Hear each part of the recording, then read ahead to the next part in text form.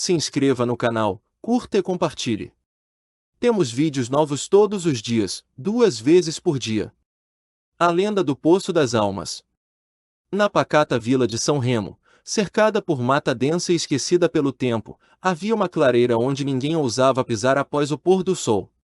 No centro dela, repousava o Poço das Almas, coberto por uma velha tampa de ferro forjado, corroída pelo tempo e pelo sal das rezas esquecidas. Os mais velhos diziam que, à noite, sussurros escapavam de suas profundezas, como se almas perdidas implorassem por redenção. Certa noite, Henrique, um jovem curioso e cético, decidiu provar que tudo não passava de superstição.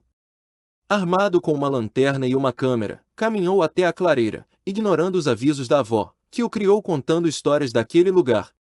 Ele acreditava que a vila precisava deixar o medo para trás e abraçar o progresso, mesmo que isso significasse desafiar o desconhecido. Ao chegar ao poço, sentiu o ar ficar mais denso. A floresta parecia conter a respiração. Quando se aproximou da tampa, ouviu um som estranho. Não era vento, nem animal, era um sussurro grave, em uma língua que ele não conhecia. Mesmo assim, insistiu. Com esforço, retirou a pesada cobertura, liberando um bafo gélido que subiu e envolveu seu rosto como mãos invisíveis. Henrique acendeu a lanterna e apontou para dentro. A luz mal tocava as paredes internas, forradas com marcas semelhantes a garras. Um odor de terra molhada e algo podre tomou o ar. Algo pulsava lá dentro. Mesmo com o instinto gritando para recuar, ele permaneceu, atraído por uma força que não compreendia. Com um gravador em mãos, sussurrou uma pergunta ao vazio: "Quem está aí?" O silêncio respondeu por longos segundos, até que uma voz fraca surgiu, repetindo seu nome como se já o conhecesse há eras. O jovem congelou. Sua mão tremia. Então, algo se moveu lá embaixo, não um eco, mas uma presença real. A tampa que estava encostada ao lado do poço caiu sozinha, com um estrondo, como se o lugar recusasse ser aberto. Henrique recuou, mas escorregou na lama e caiu próximo à borda. Quando tentou se levantar, sentiu uma mão fria agarrar seu tornozelo. Não era humana. Os dedos pareciam feitos de barro e ossos. Gritando, ele chutou com força e conseguiu se soltar, correndo sem olhar para trás. A floresta parecia viva, os galhos se curvavam, tentando impedir sua fuga. Quando finalmente saiu da clareira, caiu de joelhos, chorando. Aquela noite marcou o início da ruína de São Remo. Na manhã seguinte, os moradores encontraram Henrique na entrada da vila, em choque, repetindo apenas uma frase: "Eles estão acordando." E, naquela mesma noite, o poço voltou a sussurrar, mais alto do que nunca. Na semana seguinte, 7 moradores desapareceram sem deixar vestígios. Sempre à noite. Sempre em silêncio. Ninguém ouvia gritos, nenhum sinal de luta.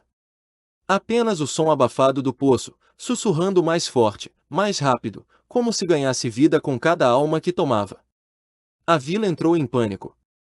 Velhos rituais foram relembrados, velas acesas em cada porta, sal espalhado nas soleiras. Mas nada detinha a fome do poço. O padre local, Dom Silvério, reuniu alguns corajosos para selá-lo com concreto. Jurava que aquilo era obra do próprio inferno, e que o mal podia ser contido com fé. Ao chegarem à clareira, porém, não encontraram mais o poço.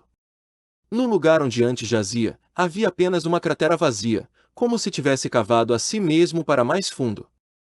Silvério caiu de joelhos, murmurando preces desconexas. Os outros homens começaram a ouvir vozes, de entes queridos já mortos.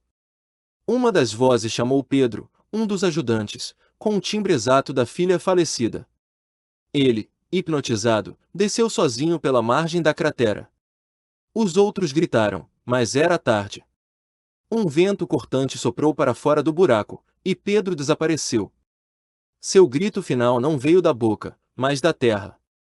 Dom Silvério fugiu do lugar, convencido de que ali se abria uma porta para o mundo dos mortos. Na igreja, lacrou as portas com correntes e ordenou que ninguém mais se aproximasse da floresta. Mas algo havia mudado. Agora, os sussurros se ouviam mesmo dentro das casas. crianças começaram a desenhar figuras estranhas nas paredes. Olhos negros, poços sem fundo, mãos deformadas. Os pais, aterrorizados, diziam que os filhos falavam com os que moram embaixo. A escola fechou, e os poucos que ainda tinham forças pensavam em abandonar São Remo. Henrique, embora abalado, começou a sonhar todas as noites com o rosto coberto por lama, que lhe pedia ajuda. Ele acreditava que o poço o havia marcado, e que só ele poderia encerrar aquilo. Mas parte dele sabia, não se sela um portal. Só se entra ou se foge dele. Em um pesadelo, viu o fundo do poço. Não era terra, era um espelho invertido do mundo, um reflexo distorcido da própria vila, onde todos os mortos andavam. E eles esperavam por ele. Com a vila em colapso, e as autoridades ignorando os pedidos de socorro, Henrique decidiu que precisava agir. Reuniu um grupo: Marina, filha do ferreiro, Osvaldo, o coveiro, e Tânia, uma enfermeira cética mais prática. Todos haviam perdido alguém para o poço. Eles partiram à meia-noite, armados com lanternas, sal, crucifixos e garrafas de gasolina. A clareira parecia respirar. A cratera havia se tornado um buraco negro no chão, com vapores subindo em espirais lentas. As árvores ao redor estavam mortas, suas cascas cobertas por símbolos de origem desconhecida. Tânia jogou sal em volta do buraco e traçou um círculo. Eles desceram juntos, amarrados por cordas. A descida foi lenta e tortuosa. As paredes pareciam vivas, pulsando como carne. Vozes sussurravam nomes e memórias íntimas. Henrique viu sua mãe, morta há anos, chamando-o com ternura. No fundo, encontraram um lago negro, imóvel. Sobre ele, uma figura os esperava, alta, de túnica feita de lama e cabelos longos como raízes. O rosto era composto por muitos rostos, que se contorciam em agonia. Ela falou com voz múltipla: "Vocês cavaram demais. Agora somos um." Marina gritou e jogou gasolina na criatura. Osvaldo acendeu um fósforo. As chamas se espalharam com violência, mas não queimaram como deveriam. A entidade se partiu em centenas de sombras, que subiram pelas paredes, rindo e gritando. O lago negro borbulhou, sugando-os para dentro. Henrique, agarrado à corda, conseguiu puxar Marina de volta. Osvaldo desapareceu. Tânia, ferida, foi arrastada por tentáculos feitos de terra viva. A corda se rompeu, e os dois remanescentes foram cuspidos para fora da cratera, como se o poço não os quisesse mais ali. De volta à vila, perceberam que havia algo diferente.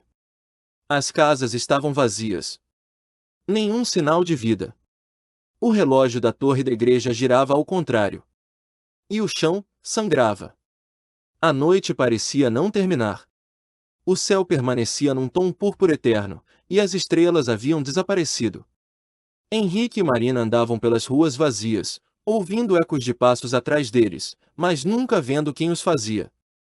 A vila inteira parecia deslocada da realidade, como se tivessem cruzado para o reflexo do poço. No centro da praça, onde antes havia um chafariz, agora havia uma réplica da cratera. Dela, saíam figuras, homens, mulheres e crianças, cobertos de lama, olhos vazios e bocas abertas em gritos mudos. Eram os desaparecidos. Mas estavam errados. Corrompidos. Henrique tentou falar com um deles, era Pedro, o primeiro a desaparecer. Ele chorava lama e segurava uma boneca que não existia. Quando Marina tocou seu braço, ele gritou tão alto que estilhaçou vidros ao redor. Mais mortos surgiram, em marcha lenta, como se o poço tomasse de volta tudo o que era da vila. Eles correram, se escondendo no porão da antiga escola. Lá, encontraram Dom Silvério, ensandecido, com os olhos arrancados e frases apocalípticas escritas no corpo com carvão. O poço é a boca do mundo. E o mundo está faminto. Antes que pudessem entender, ele se levantou e se jogou na rua, sendo engolido pelas sombras. Henrique percebeu que o tempo estava se repetindo. Os mesmos eventos da primeira noite ocorriam com variações mínimas. O poço estava criando ciclos, realidades paralelas, como se buscasse um desfecho específico. E eles estavam presos nesse loop. A única saída, ele concluiu, era descer até o coração do Poço das Almas. Não mais para combater, mas para selar com sacrifício. Algo precisava ser dado. Algo precioso. Algo vivo. Marina chorou ao ouvir isso. Mas ela sabia que ele estava certo. Henrique e Marina retornaram à clareira. O buraco agora pulsava luz negra, iluminando a floresta como um farol do submundo. A cada passo em direção ao abismo, ouviam ecos das vidas que deixavam para trás. Suas próprias vozes, como se o poço roubasse memórias para se alimentar. Sem corda, sem plano, eles pularam juntos. A queda foi longa, mas sem dor. Quando tocaram o chão, estavam no centro de uma cidade invertida, São Remo de cabeça para baixo, sustentada por pilares de ossos e barro. No centro, um altar. E sobre ele, um livro feito de pele. Ao abrirem o livro, entenderam. O poço era um antigo local de sacrifício, construído sobre o cruzamento de veios espirituais. O mal ali selado fora alimentado por séculos com sangue e medo. Mas os rituais pararam, e a criatura despertou faminta. A única maneira de fechar o portal seria um sacrifício consciente e voluntário. Marina tomou a decisão antes que Henrique pudesse impedir. Subiu no altar, leu as palavras finais do livro, e ofereceu sua alma. A criatura gritou com ódio, mas foi puxada para dentro de si mesma. Henrique acordou na clareira, sozinho. O poço estava selado, coberto por pedra lisa, sem marcas. A floresta estava silenciosa. Ao retornar à vila, encontrou pessoas vivas novamente, mas ninguém se lembrava de Marina. Era como se ela nunca tivesse existido. Todas as noites, Henrique visita a clareira. Leva flores e sussurra seu nome. E às vezes, só às vezes, o vento responde com um eco suave. Um nome. Um lamento. Uma lembrança. Se você sente que essa história merece continuar sendo contada, considere nos apoiar no Apoia-se. Com sua ajuda, podemos trazer mais histórias sombrias como esta à tona, explorando os mistérios que assombram nossa imaginação. https://apoia.se/aleatoriode